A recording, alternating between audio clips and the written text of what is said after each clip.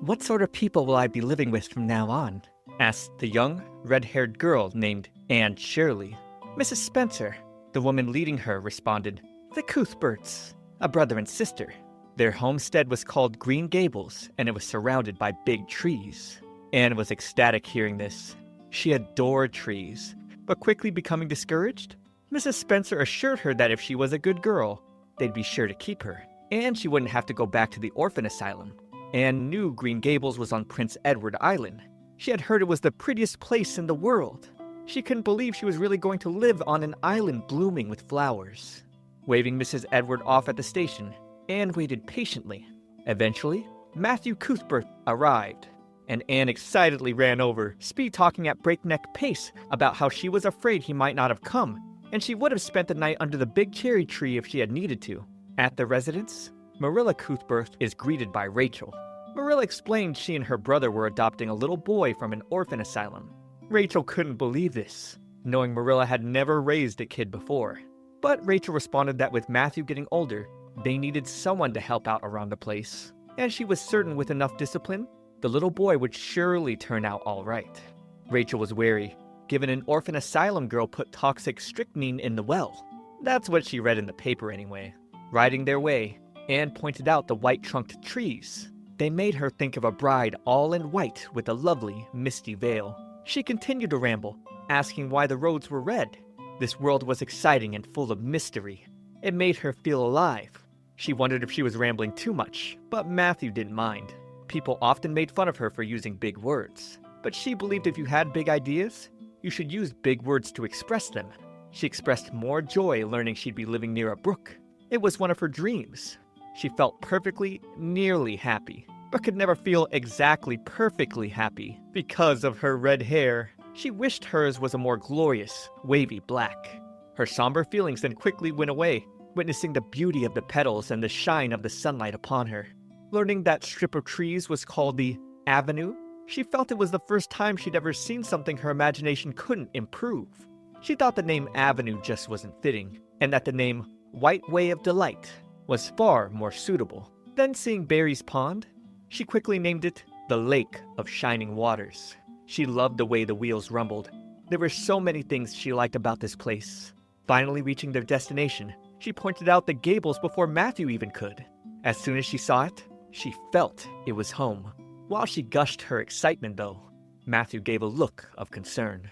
Arriving, Anne began to tear up, being met with Marilla asking where the boy was. Despite this, Matthew just couldn't leave Anne there, even if it was a mistake. Anne was now shouting with feelings of pain and anguish, frustrated knowing they didn't want her. This place was all too beautiful. She should have known it wouldn't have lasted long. Nobody ever wanted her. She never had anybody waiting for her before. Marilla tried to comfort her, but Anne expressed her woes. She told them to see it from her perspective. If they were an orphan who had come to a place they thought was home, only for the owners to say, "Who's that? We don't want her because she isn't a boy," surely they would cry too. Marilla assured Anne she wouldn't be kicked out tonight, and asked for Anne's name. Anne responded she'd like it if they called her Cordelia, since the name was elegant. But alas, she admitted her name was in fact Anne, which sounded far more unromantic, which is why she wanted them to be sure they spelt it with an E. She believed the E made her name look much more distinguished. Anne did explain there were boys at the asylum, but Mrs. Spencer had said they wanted a girl. She asked why Matthew didn't tell her right at the station they didn't want her. It wouldn't have been so hard for her to take if she hadn't seen the White Way of Delight and the Lake of Shining Waters. They served supper, and Anne couldn't eat, being in what she called the depths of despair. Marilla ate just fine, having never been there herself before. Marilla then wished Anne good night, but Anne got up vehemently expressing this was the worst night she's ever had, then continued to weep under the blankets. In the dining room, Marilla explained she was going to see Mrs. Spencer tomorrow to return Anne. Matthew was a little reluctant, given how interesting he thought Anne was. He wished Marilla had heard Anne talk on their way from the station, but still, Marilla argued against it. So, Matthew bid her good night. Morning came. Anne woke up to the sound of a rooster and quickly got ready. During breakfast, she explained the world was a howling wilderness last night, but was so glad to see the sun shining this morning. Oh, but she liked rainy mornings too. All sorts of mornings were interesting for her. After breakfast, Anne washed the dishes, chattering about how even though she was good at this, she was much better at looking after children, adding it was such a shame there were none here though. Her comments made Matthew chuckle. Finding the dishes spotless, Marilla told Anne to play outside until it was time to leave. Anne excitedly rushed over to the door, but quickly turned back. She felt like if she couldn't stay here, there was no use in her loving Green Gables. If she were to go out and get acquainted with the flowers and the brook and the Snow Queen, she wouldn't help but love it here. She explained the Snow Queen was the cherry tree outside her bedroom window she named. Marilla asked what sense there was in naming a tree, but for Anne, there wasn't any. Only that she felt she could get to know it better that way, and asked if Marilla would like to be called nothing but woman all the time. By herself, Marilla reflected on how interesting Anne was. She was already wondering what on earth Anne would say next. However, she refused to let Anne capture her heart. Riding out together, Anne proclaimed she was going to enjoy this drive. She could always enjoy things if she made up her mind to. It was one of her virtues. She got excited, pointing out the wild roses, calling their pink color the most bewitching color in the world. She felt it was such a shame redheaded people couldn't wear pink. She then asked if there was ever a case where a redheaded girl's hair color changed while growing up. Marilla had never heard of such a thing. Well, another hope gone for Anne. Her life was a perfect graveyard of buried hopes. Since Anne was such a chatterbox, Marilla asked her to talk about herself, but Anne felt her history wasn't worth telling. She turned 11 last March. She was born in Nova Scotia. Her father's name was Walter Shirley, and her mother's name was Bertha. They kept a little house in Bolingbrook, but died soon after she was born, so she didn't remember. But she's imagined it thousands of times. When she was washing dishes in Mrs. Thomas's house, when she looked after Mrs. Hammond's 3 pairs of twins, thousands of times. That little house must have had lilies of the valley just inside the gate, with honeysuckle over the windows and muslin curtains in all of them. Mr. Hammond died, and Mrs. Hammond broke up the housekeeping. Nobody would take her after that, so Anne had to go to the asylum. Marilla then asked if Mrs. Thomas and Mrs. Hammond had been good to her, and they were, but it was trying given they had drunken husbands and a few others. Meeting with Mrs. Spencer, she explained she had gotten word from her brother Robert, who sent the word down by his daughter Nancy that said Marilla wanted a girl. Instead of sending Anne back to the asylum, Mrs. Spencer explained that Mrs. Blewett was here, and in fact, wanted a girl. Meeting Anne, Mrs. Blewett hounded her with questions, telling Anne she needed to be good, smart, and respectful. This cruel-looking woman was willing to take Anne off of Marilla's hands. But now, things were turning. Marilla announced she didn't say that she and Matthew had decided they wouldn't keep Anne, her excuse being she had come to figure out how the mistake had occurred. But now, she was going to take Anne home again and talk it over with her brother. With Marilla hounding Mrs. Blewett down, Anne's eyes glimmered. She lied in bed that night with feelings of warmth, and the 2 siblings bantered over how they were going to raise Anne. Anne thanked the Lord for all the blessings she's received. She asked for only 2 things. First, that she'd grow up good-looking, and second, that she'd get to stay here at the wonderful Green Gables. At her new home, Anne helped with the daily tasks. She wanted a definitive answer on whether or not the Cuthberts were going to send her away. And to this, Marilla responded Anne didn't scald the dishcloth and clean hot water, and often stood daydreaming in the field. She told Anne to do her part before she asked any more questions. But Anne was surprised, hearing Marilla say they decided to keep her, as long as she tries to be a good little girl. Anne was still crying, but didn't know why now. She was as glad could be. But glad didn't seem the right word at all. She was more than glad, and eager to do her best. Now she's realized there were glad tears as well as sad ones. These were her glad tears. Anne was joyous, seeing a big bumblebee tumble out of a flower. Marilla called it a Scotch rose, Matthew's favorite. Their mother planted them. With Anne running off to the brook, Marilla spotted Rachel snooping around. Rachel was curious about the orphan girl, commenting there was no guessing how a child like that would turn out. However, Marilla and Matthew had both taken a liking to Anne. When Anne came back, Rachel commented bluntly on Anne's looks. She called Anne terribly skinny and homely, especially her red hair, like a carrot patch. Anne was furious, telling Rachel she outright hated her over and over. She asked how Rachel would feel if the same things were said to her, like if she was told she was fat, clumsy, and without a spark of imagination. Anne had never been hurt so badly with words before this, and she planned to never, never, never forgive Rachel. After Rachel shrieked, Marilla told Anne to head to her room and stay until she came up. With Anne sprinting off, Rachel commented on never seeing such a temper before, but Marilla told her friend she shouldn't have insulted Anne's looks. Rachel was playing woe is me, asking if Marilla was really upholding Anne, but of course she was. Rachel was acting like a fat, ugly, rude Karen, and this scene really pissed me off. She even has the audacity to still play the victim, saying she couldn't believe Marilla was considering the feelings of some orphan before hers. Upstairs, Marilla was actually telling Anne to apologize to Rachel for flying off the handle. I can't believe this. Anne, of course, refused, because she wasn't sorry in the least bit. Marilla then used the "you promised you tried to be a good girl" card, and told Anne to stay in her room until she was willing to apologize. She sighed, thinking of how hard-headed Anne was, but then giggled thinking of Rachel's scream. During dinner, Matthew thought it was a good thing that meddlesome old gossiper got called out. But still, Marilla wasn't going to give Anne her regular meals until she was willing to apologize. The next morning, though, Matthew went to check up on Anne. She described herself as rather lonesome, but she was prepared to get used to it. He asked her to apologize to Rachel. He felt things were lonesome downstairs without her, and Anne was actually willing to, for him. When Marilla came inside, Anne apologized for her temper, and was now willing to apologize to Rachel. On their way there, Anne walked with her hat covering her face, repeating to herself over and over what she had to say to apologize.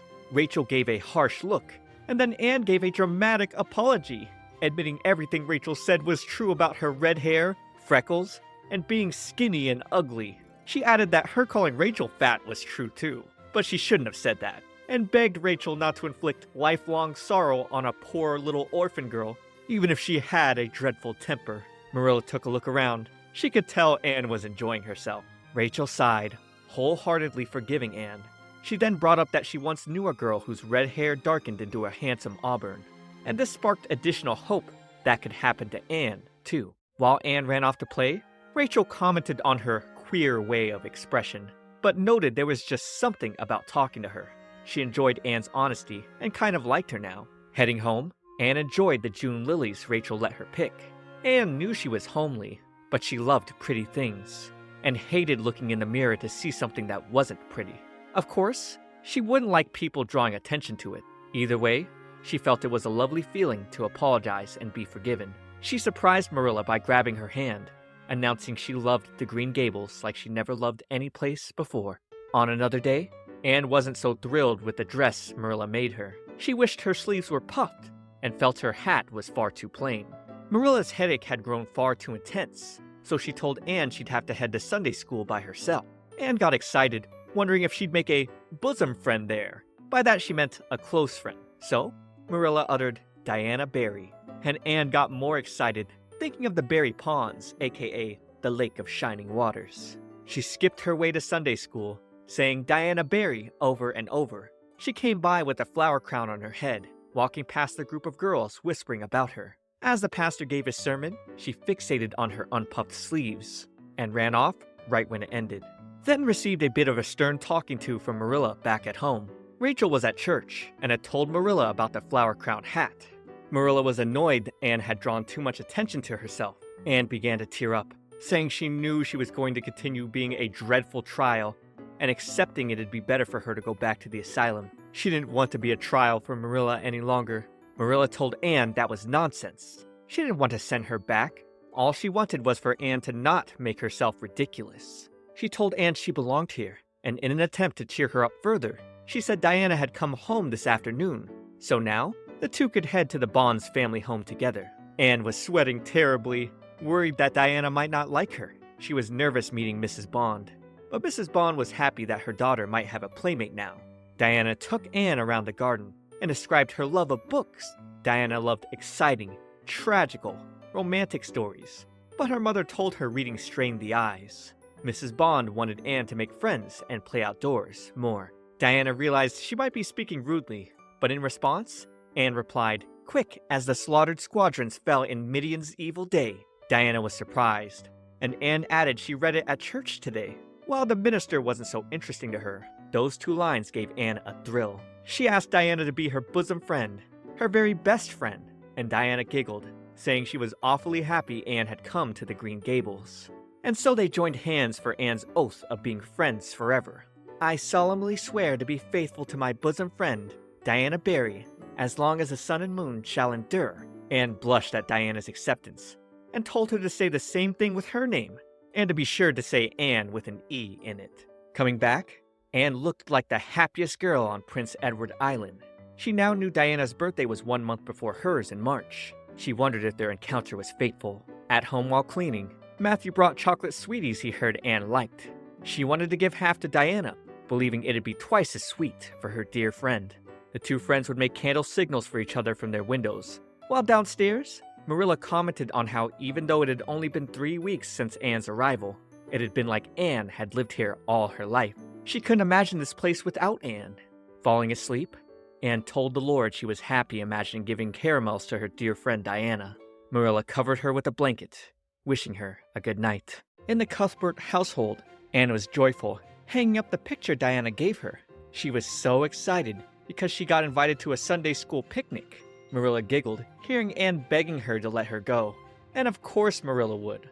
All the other little girls were going as well. Anne jumped up in joy, giving Marilla a loving smooch. Later, Marilla was troubled, looking for her amethyst brooch. She always put it back in its place when she was done with it. Anne smiled, referring to the elegant brooch as the Souls of Violet.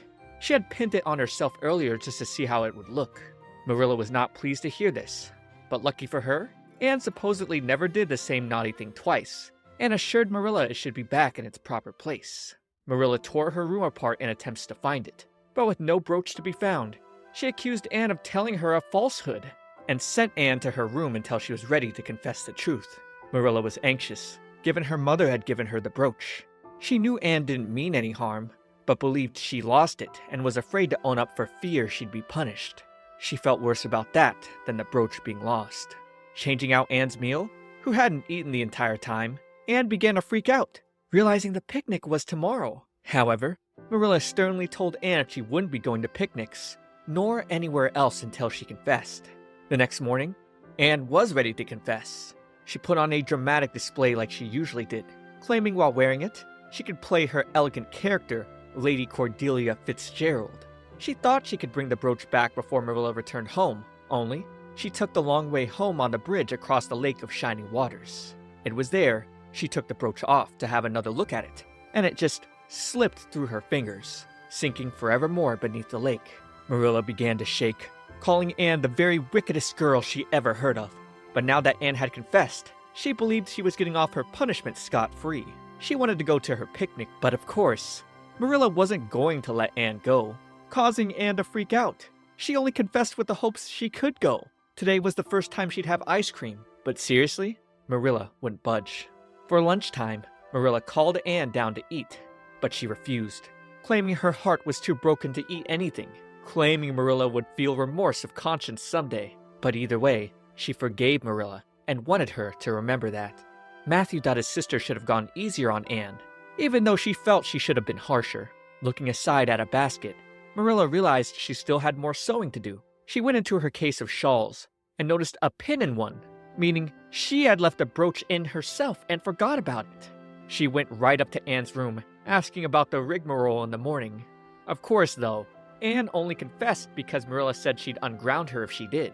She thought out a confession and made it as interesting as she could, rehearsing it all through the night. However, her performance was wasted. Marilla broke out in laughter. She apologized, admitting she shouldn't have doubted Anne's words. With the two giving each other love and forgiveness, Marilla was now ready to take Anne to the picnic. Matthew dropped Anne off, and she was introduced by Diana as her dearest friend to their peers. Picnicking with everyone was so much lovelier than Anne imagined. They rode boats on the lake, where one girl nearly fell in. They had ice cream, and the taste of it was truly sublime. Anne talked about it all for hours at home. Things were cheery in the household, and Marilla knew no house would ever be dull with Anne in it. On another day, Anne was ready for her first day at school. She walked across Lover's Lane, another path she named herself. She met up with Diana, and they came across friends Jane, then Ruby. Right when Mr. Phillips entered the classroom, He had Anne point out where they were, Avonlea Village. Anne had never seen a map before, but made inferences based on her taking a boat from Caribou to Charlottetown, and a train from there to Bright River, where following the straight road led to Avonlea. Later, everyone was impressed at Anne's reciting of the poem Pippa's Song by Robert Browning. During lunch, the friends announced their rule to her that they pulled their lunches together. Marilla's pie won their high acclaim. Anne came home clamoring about it all, and she was over the moon since Jane called her nose pretty. The next day, Anne noticed Diana seemed especially happy because Gilbert Blythe would be back in school today. He was really handsome, older than them, almost 14. His father was sick, and he left Avonlea for a few years. All the girls screamed over his arrival, save for Anne. Diana was still blushing, despite him referring to her as Crow for her black hair. Gilbert was head of his class before the break, and seeing him pick at Ruby's hair, Anne could tell that, while handsome, he was also quite bold. He would, however, hear from one of his buddies about Anne being the new head of the class. During study period, he would try to provoke her with a paper plane, but she was so lost in thought, daydreaming about dancing on the lake. He even went right up to knock on her desk directly, but with her still lost, he got teased for being ignored by a girl for the first time. Finally, he got to her, pulling her hair and calling her Carrots. This upset and pissed her off enough to smash her chalkboard on him, and man, he was caught up in her now. With the teacher coming to check on them, Gilbert took the blame, but still, Mr. Phillips punished her and would have her stand in front of the blackboard for the rest of the afternoon. She needed to control her temper, but she was not pleased her teacher left off the E in her name. Storming off during break, Gilbert went after her, apologizing for making fun of her hair, but she just shrugged him off and ran.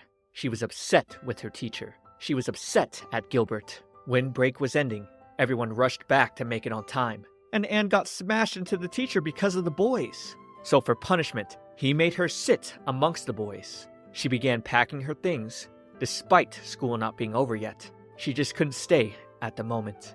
At home, because of the insults to her pride, Anne told Marilla she wouldn't be going back to school. Meeting with Rachel later, Marilla sought advice on what to do about Anne. Rachel actually had decent advice this time around, given she herself sent a total of 10 children to school. She told Marilla to just humor Anne a little, let Anne stay home, and don't mention school until she mentions it herself. Rachel believed Anne would probably cool off and go back to school after a week or so. Returning home, Marilla found Anne crying over Diana. Not because anything happened to her, but because she was thinking about Diana growing up, getting married, and never seeing her again. Marilla began to giggle over the ridiculousness of Anne's woes. She then told Anne she was going out tomorrow, and that she could invite Diana over for tea while she was out. This brought Anne plenty of joy and excitement. With Diana coming over, the two girls curtsied at each other, giggling. Anne pulled out the raspberry cordial Marilla said she could offer, and Diana enjoyed the refreshing drink. Quickly, her face became red. She felt sick and wanted to go home. Anne cried over it that evening, realizing her mistake. Marilla informed Anne she accidentally gave Diana wine instead of her raspberry cordial. Anne was still upset, believing Mrs. Barry wouldn't ever let her see Diana again. So, Marilla offered to explain what had happened and hurried off. No luck though. Having returned, Mrs. Barry didn't believe Marilla. Anne then rushed over to the Barry family house, begging for forgiveness. But Mrs. Barry took Anne's dramatic words and gestures as disrespectful and shoved Anne out. Anne walked back under the pouring rain, with her hopes completely crushed. She later met with Diana again over the bridge, where Diana explained she cried and begged her mother. But Mrs. Barry just wouldn't let up. She barely managed to coax her mother into letting her have 10 minutes to say goodbye. Anne wept, wishing Diana never forget her. The two expressed their love, being bosom friends, and embraced. And Anne took a piece of Diana's hair as a way to remember their friendship forever. Anne was now ready to go back to school. That's all there was in life for her, now that her friend was taken away. She returned, with everyone happy to see her again, receiving so many gifts, but still not being able to hang out with her beloved Diana. She was happy explaining the day to her parents, but expressed her lament with Diana not even looking at her. During class, the girls passed a note from Diana back to Anne that basically explained her mother told her she wasn't allowed to play or talk to her even at school. Despite that, she still loved Anne with all her heart. Anne wrote a letter back, returning the feeling. With the lecture ending, Gilbert approached Anne for some spelling help, but she wanted nothing to do with him, so he decided to get her attention the only way he could, competing with her to be at the top of the class. The two traded back and forth for top rank, eventually reaching a day where they had tied. He looked back at her happily, but she just hid her face in her book. The coming winter, the Canadian premier decided to come to Prince Edward Island. Most of the adults in Avonlea went to hear him speak. Marilla was out. The Barry family was out. Diana came over, crying to Anne because her younger sister Minnie May was sick with the croup. The family maid didn't know what to do either. With Matthew stepping out to get a doctor, Anne offered her assistance. She knew just what to do with children who had the croup, having looked after children her whole life. They did their best to take care of Minnie May until Matthew eventually arrived with the doctor, a huge relief, because he determined she was sleeping soundly now. Returning home, Anne fell asleep having stayed up all night. The doctor explained to the Barry family that Anne saved Minnie May's life, and had she not, he would have arrived too late. This led to great news for Anne, because upon waking up and having breakfast, Marilla let her know that Mrs. Barry was sorry about the wine affair, and hoped Anne would befriend Diana once again. And so, Anne rushed out into the snow, running into Diana's arms, getting treated as a wonderful guest in the Barry family home. At night, while lying in bed, she read a new poem to herself that Diana had written her. It read, "Dear Anne, if you love me as I love you, nothing but death can part us two." By the end of spring, Anne was 12 now. Today was the end of the school term, and tomorrow, summer vacation began. Marilla teased Anne for her fondness of Mr. Phillips, but Anne responded she just cried because everyone else did. Even Ruby, who had always declared she hated him, burst into tears as he gave his farewell speech. She thought of partings as heartrending. However, who could feel despair with 2 months of vacation before them? Anne was particularly joyful having met the new minister and his wife coming from the station. After finishing a game of tag, Jane told the friends they should play dares next. The rules were simple. They had to dare someone to do something. Whoever completed the dares won. Diana was first dared by Josie to hop around the garden using one of her legs only, but she eventually lost footing and fell, seeing her best friend being embarrassed. Anne dared Josie to walk along the fence next, and Josie won, proclaiming that dare wasn't hard in the slightest. Josie then countered, daring Anne to climb up and walk along the ridgepole of a root. Diana was worried for her dear friend, but with Josie egging her on, Anne accepted. She was determined to win with her honor at stake. She climbed and scurried on top, unfortunately sliding and falling over onto the other side. Her ankle was hurt, and seeing Anne being carried back by the Barry family, Marilla and Matthew rushed over. Despite Anne being in pain, she was as optimistic as ever, before passing out. The doctor just told them that with Anne's broken ankle, she'd need to rest for 6 weeks. She didn't enjoy having to stay in bed. But on the bright side, tons of people came to visit her. School was eventually back in session, and Diana described their new teacher as perfectly sweet. She supposedly had the loveliest fair curly hair and fascinating eyes. Returning to class, Anne finally had the chance to meet Miss Stacy. During lunch, they all tried the variety of treats their new teacher made. And walking back to class, Miss Stacy showed off by jumping over the creek. During class, she suggested they have a Christmas concert this year to help raise money for a schoolhouse flag, and everyone was excited to join in. Marilla wasn't so happy about that idea though. She'd rather the students focus on their studies than do things like singing in concerts. One day, with the girls over at their place, they asked Anne what she'd be wearing for their concert. Matthew broke a sweat, realizing all the girls would have puffed sleeves except for her. He ran off to the store, making an attempt to buy a new outfit for Anne, but somehow ended up scaring the clerk and only returning with a new rake and brown sugar. Sneaking around seeing Anne sigh over her outfit, he asked Rachel for help, and the assistants made him chipper. He gave Anne the gift for Christmas, and it brought tears to her eyes. She felt like she could never thank him enough. This was a dream come true for her. After Ruby and Jane wrapped up their performance of the Fairy Queen, it was Anne's turn to perform To the River Otter. She was terribly nervous until she noticed her parents. "Dear native brook, wild streamlet of the west, the crossing plank, thy marge with willows gray, and bedded sand that, veined with various dyes, gleamed through thy bright transparence. On my way, visions of childhood, oft have ye beguiled lone manhood's cares, yet waking fondest sighs. Ah, that once more I were a careless child."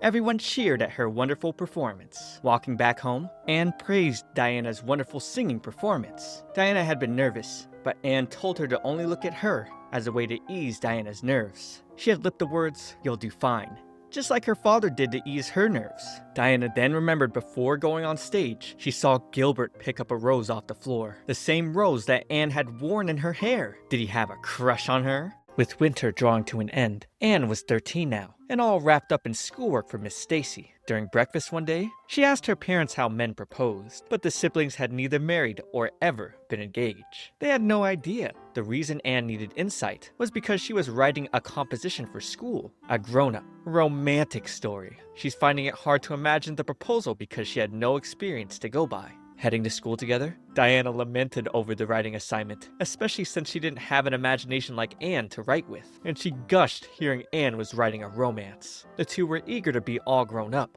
They wanted to be free to do as they like, and be able to do their hair. Anne looked down on the boys amusing themselves in class. As she explained, her story was about Cordelia, a regal brunette with duskly flashing eyes, and Geraldine, a queenly blonde with velvety purple eyes. Two maidens who lived in the same village and devotedly attached to each other. Diana asked why Geraldine didn't have red hair like Anne, and she replied that red hair wouldn't be proper for the heroine of a story. Gilbert then tripped over, coming face to face with Anne. He was flush, while she was annoyed. He apologized and then walked away. Anne then continued her tale, introducing Bertram, a young man who returned to the village recently. She called her story The Jealous Rival. In death, not divided. Bertram, young and handsome yet impoverished, fell in love with 16-year-old Geraldine at first sight. Then, one day, the horses pulling Geraldine's carriage bolted after being startled, and he saved Geraldine by a hair's breadth. She fainted in his arms, and he carried her home 3 miles. And eventually, sweet love came. Bertram would propose to Geraldine, but Anne was still down, not knowing how to write this part. Diana suggested they ask Ruby for ideas, since she had so many married sisters. Ruby then proudly explained her sister Susan's beau. Malcolm said, "What do you say, darling pet, if we get hitched when my dad gives me the farm?" And Susan replied, "Yes, no, I don't know, let me see." But that was it. Anne and Diana felt the proposal was a little underwhelming, given he didn't bend down on one knee. Rachel broke out in laughter after hearing Marilla explain Anne wanted to learn about proposals. Marilla was concerned the new teacher was wasting time better spent on lessons. But regardless, Anne felt sparks of imagination that night. And during the next morning walk, she told Diana her male lead Bertram went on his knees before Geraldine and proposed. He told her, "Take these, though they pale beside your radiant beauty," and gave her a diamond ring and a ruby necklace, and told her they would go to Europe for a wedding tour. It changed things a bit, with Anne rewriting Bertram as extremely wealthy now. But Cordelia was furious when Geraldine told her about the engagement. All her affection for Geraldine turned to bitter hate, because Cordelia was secretly in love with Bertram too. Ooh, the spicy love triangle. Cordelia pretended to be Geraldine's friend, same as ever. One evening, she lured Geraldine out and threw her into a river, but Bertram saw it all and he plunged in to attempt to save her. However, the two lovers died, and Cordelia experienced extreme remorse over the incident. Ruby and Jane had tears pouring hearing the end of Anne's tale, and Anne was so excited over the emotional impact her story made. The 3 girls wanted Anne's advice on writing, and that's how the story club came into existence. Her insight for writing was revered amongst her peers, and Miss Stacy smiled seeing the helpful advice Anne offered. For story club, they decided to each write a story every week and read them to each other. However, Marilla felt it was a waste of time still. Diana was bright red, nervous, reading her murder mystery story to the whole class, but was surprised to find everyone clapping. Miss Stacy then told Anne she had a talent for leadership. Anne later brought the story club's collection of stories to her parents. She was puzzled with an issue, because Diane had also sent a copy to her Aunt Josephine, who for some reason said she never read anything so amusing in her life. Marilla followed this sentiment, completely cracking up on the same page Mr. Allen laughed at. Anne was concerned, because this collection contained only pathetic and tragic stories. Coming home one evening, Marilla reflected on the satisfaction she felt knowing that she'd be going home to a snapping wood fire, instead of the cold comfort of evenings before Anne came to Green Gables. Passing, she noticed a peculiar man. However, she'd become frustrated and concerned, not seeing Anne even though it was dinner time. The 2 siblings looked outside, attempting to look and find Anne,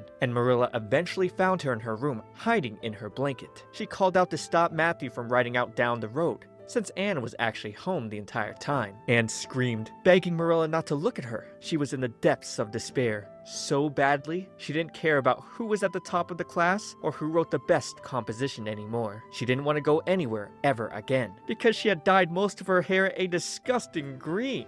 She didn't mean to dye it this ugly color. The peddler had told her it would turn her hair a beautiful raven black. He told Anne he was working hard for his wife and children, and it touched her heart. She wanted to buy something from him, and there she saw the bottle of hair dye. Marilla tried washing it out, but it was no use. Later, Diana came to console her, promising not to tell anyone about Anne's hair troubles. Now, she was Anne, the green-haired of Green Gables, self-proclaimed unhappiest girl in Prince Edward Island. She had Marilla cut off the green parts, weeping all the way through. She struggled to look at herself in the mirror, but eventually she did, and accepted how she looked. At school, the kids were astonished. Josie mocked Anne, comparing her to a scarecrow. Anne never thought she could like her red hair, of all things, but now she knew she did, because it was so long and thick and curly. It suited her.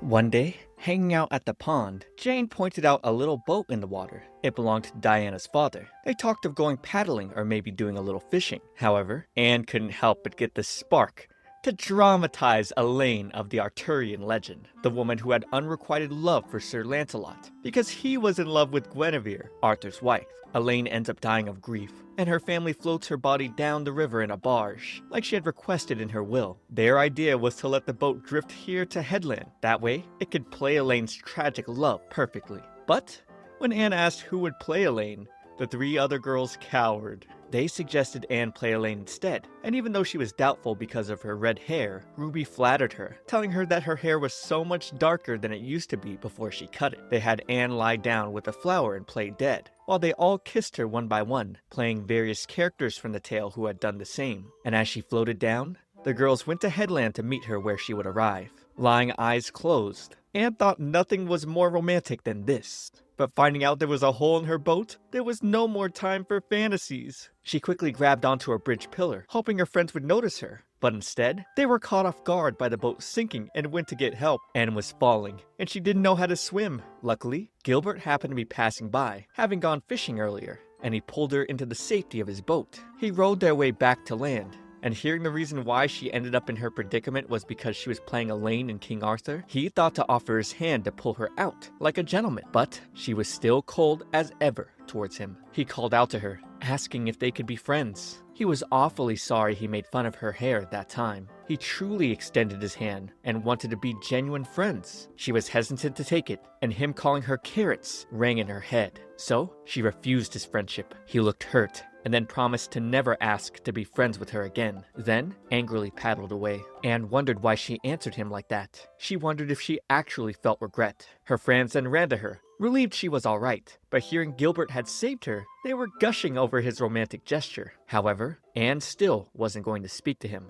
and felt remorse for always getting her friends into some kind of trouble. Marilla was stressing over her back at home. She of course apologized to Mr. Barry on behalf of Anne, but moreover, she was stressing over the idea Anne could have died. Anne tried assuring Marilla she'd be alright though, because her plan was to give up on romance and the prospect of romantic gestures from this point on. On another day, Anne came home from school, finding out Miss Stacy had visited earlier. The teacher apparently wanted to organize a class among her advanced students, who mean to study for the entrance examination into Queen's College in Charlottetown. Anne was so excited, and the two parents were touched. After school, Miss Stacy had all the students who were learning to get into Queen's stay behind. Anne waved bye to Diana. They had been inseparable since they'd met, but this was the one path they wouldn't be walking together. At home, Anne discussed what she'd learned in her Get into Queen's extracurricular studies. Miss Stacy had told everyone to discuss their life's ambitions. Ruby's goal was to teach for 2 years and then get married, while Jane wanted to devote her whole life to teaching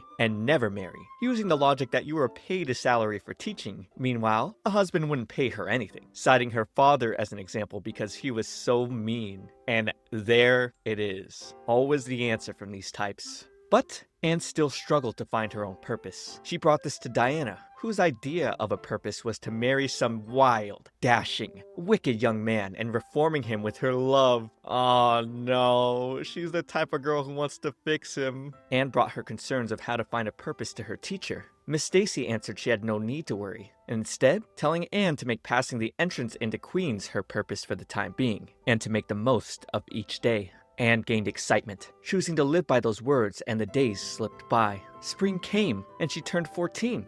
Day by day, she made the most of what lay before her, and each day shone like a golden bead on the necklace of the year. When summer came, and studies stalled a bit, rumors ran at large through the school. They heard Miss Stacy was going to leave Avonlea school this summer. They were worried, but didn't dare ask her. until it hit the end of the term. The extracurricular students begged for her to stay. They wanted to learn so much from her. She then admitted she did get an offer back in her hometown, but she's decided to stay here because she was so interested in her pupils that she couldn't leave them. She was tearful seeing them cheer. Anne, who'd been unsure of what to do up to this point, now had a purpose. She wanted to get a first-class license and be a teacher like Miss Stacy. She was now ready to take more interest in her studies than ever. But this excitement would go down immediately, hearing Matthew fall over, passed out in the hallway. Oh man, this is a dramatic turn of events. Subscribe to keep up with the next part, but for now, watch this next video. It's me, ComfyTea. I'll see you all in the next one.